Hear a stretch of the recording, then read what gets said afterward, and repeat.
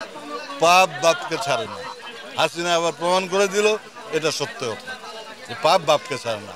পাপ হাসিনাকে ছাড়ে নাই, ছাড়ছে তাহলে আর মোদির পিঠে চড়ে ঘুরতে হইতো না। তো টিভিতে আমরা রোজ দেখছি, একসময় হাসিনা মোদির পিঠে উঠছে, একসময় মোদি হাসিনার পিঠে উঠছে।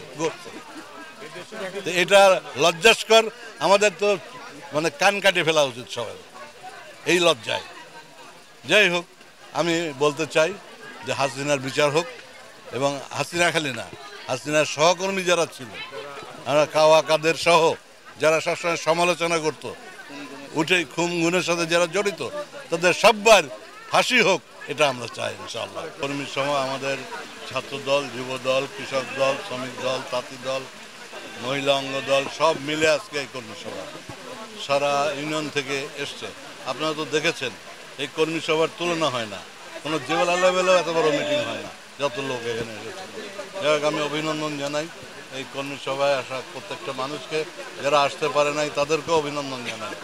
আমি এইটুকু একটা মেসেজ হচ্ছে এইটাই, যে আমাদেরকে একতাবদ্ধ হয়ে কাজ করতে হবে।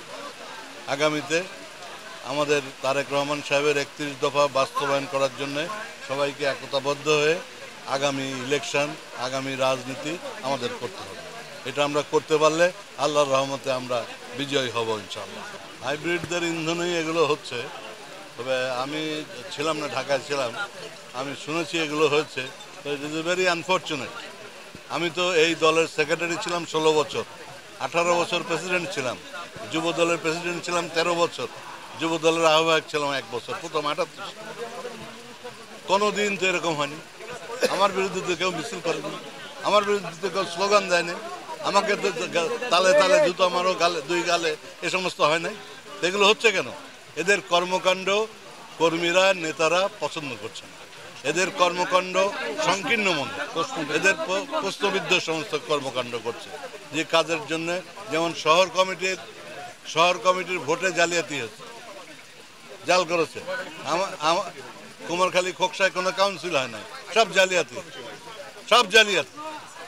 অন্যান্য থানায়ও তাই, সমস্ত জালিয়াতি। সেই জালিয়াতিকে প্রতিহত করার জন্যই আমরা সবাইকে একতাবদ্ধ করার জন্য চেষ্টা করছি।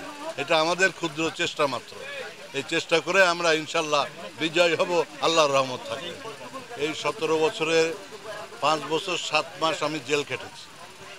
আমার এক পাটি দাঁত নাই, নিচের পাটি পুলিশে মেরে, এখানে তো অনেক পুলিশ আছে, এই যে এই অত্যাচার আমরা সহ্য করেছি। এটা হাসিনার একটা রাগ আছে। পার্লামেন্টে হাসিনাকে আমি জিজ্ঞেস করেছিলাম যে আপনি মুক্তিযুদ্ধের গল্প করেন, মুক্তিযুদ্ধ 9 মাস আপনি কোথায় ছিলেন?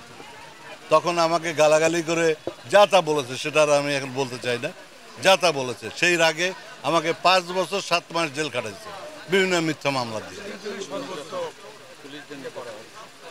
এবং পুলিশদেরকে খেপা দিয়েছে আমাদের বিরুদ্ধে, আমার বিরুদ্ধে। আমাকে নিয়ে যায় মেরে দাঁত সবগুলো ভেঙে ফেলেছে। তো এটা কি আপনারা বলেন?